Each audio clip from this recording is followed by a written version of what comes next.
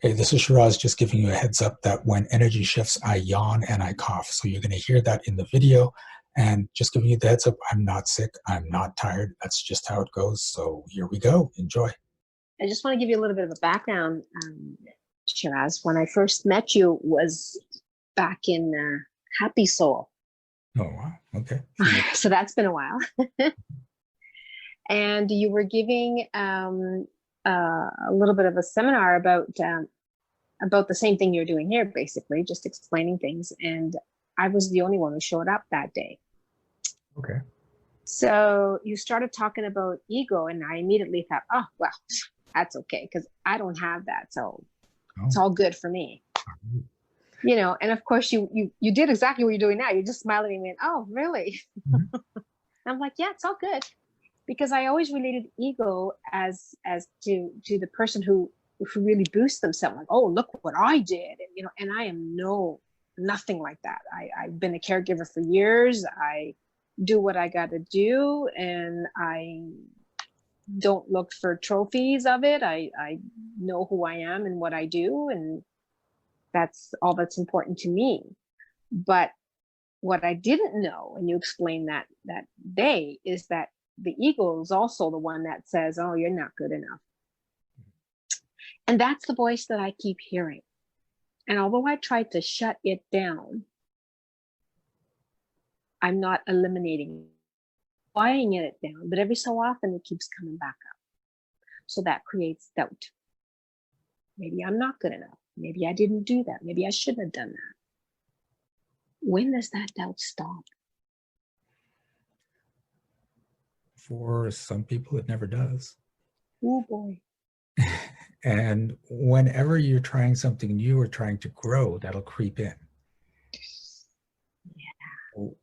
What you want to do is just say, set that intention that I'm going to, and I don't know what your goals are, I'm going to create that better life, let's say.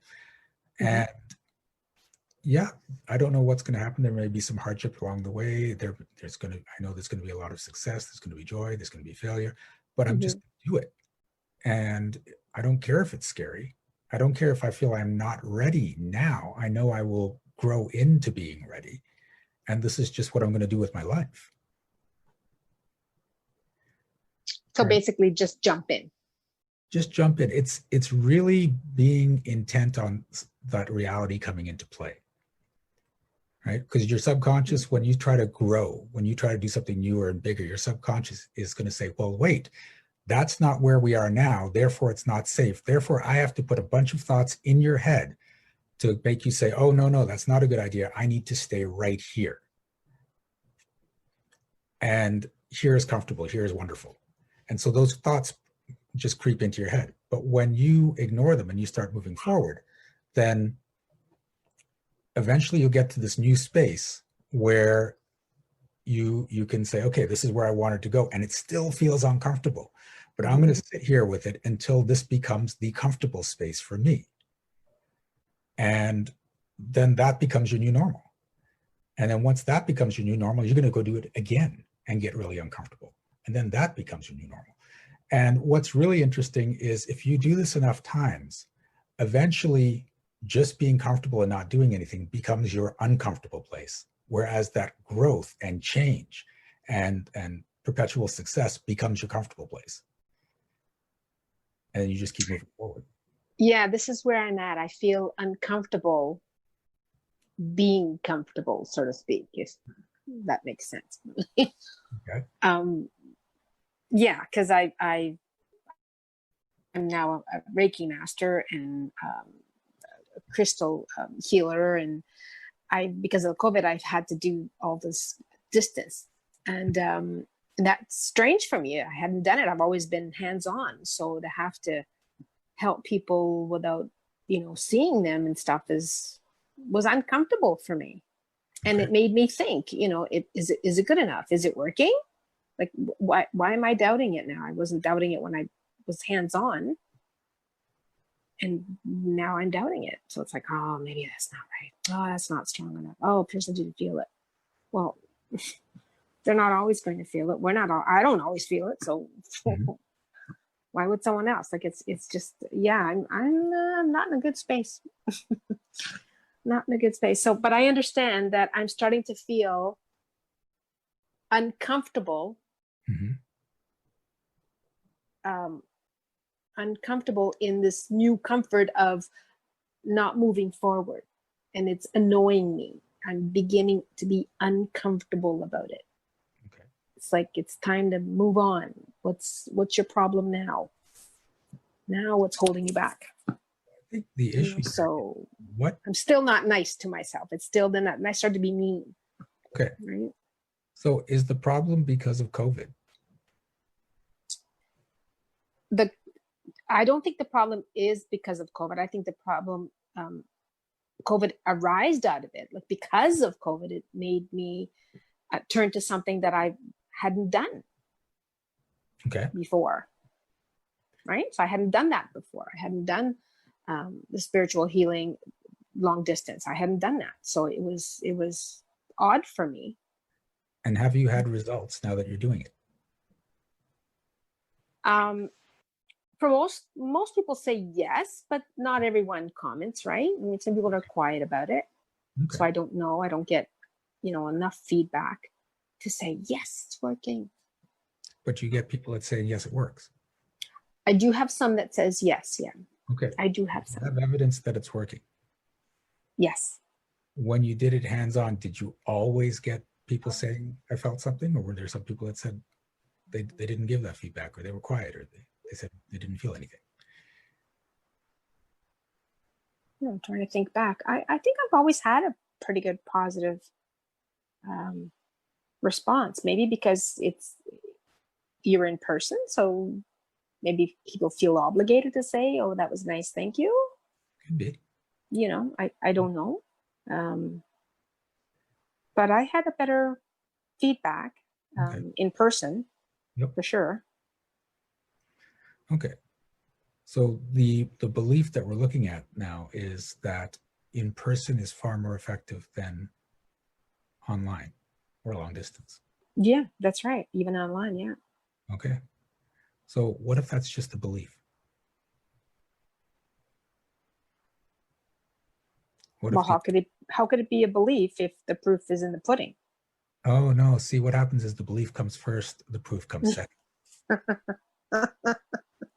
right? Belief first, reality second. That's how it works. Let me write that down. Wow. They beliefs first, reality second.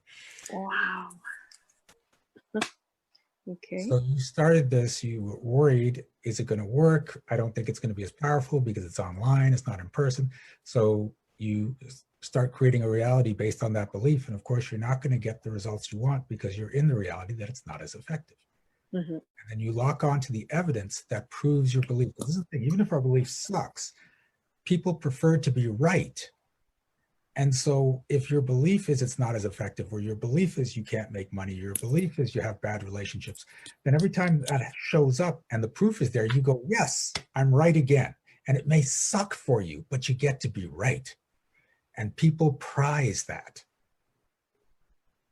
Your subconscious loves it. It sends you a hit of dopamine and you get a fix every time that you get to be right. And so you subconsciously try to be right over and over and over again, even if it makes your life suck. So are you willing to destroy the belief that you cannot be as effective if you're not there in person?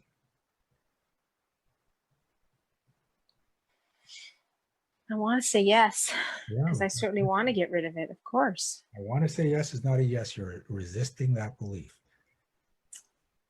Yeah, there's that So bad? that doubt. Yep. But why would it be so bad if online you were just as powerful as in person? Oh, that wouldn't be bad at all. Yeah, that's not coming up true. No, that wouldn't be bad at all. And again, that's not coming up true. Oh, Well, your subconscious is disagreeing with your conscious. So just let things pop up into your mind. Why would it be bad for you to be just as powerful online as you are in person? What's the disadvantage there?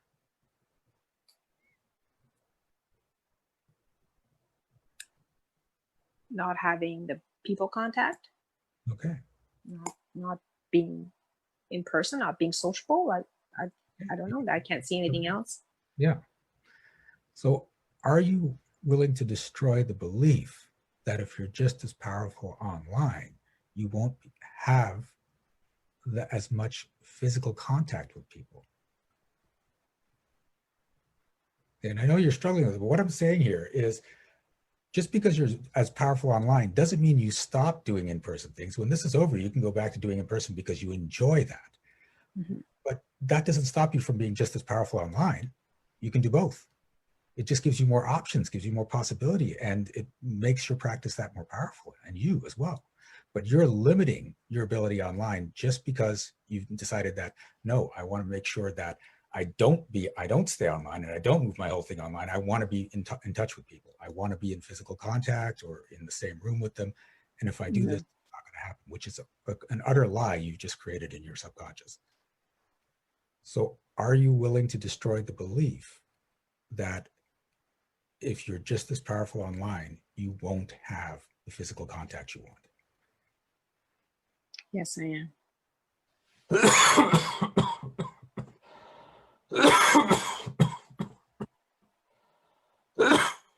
Ooh, there we go.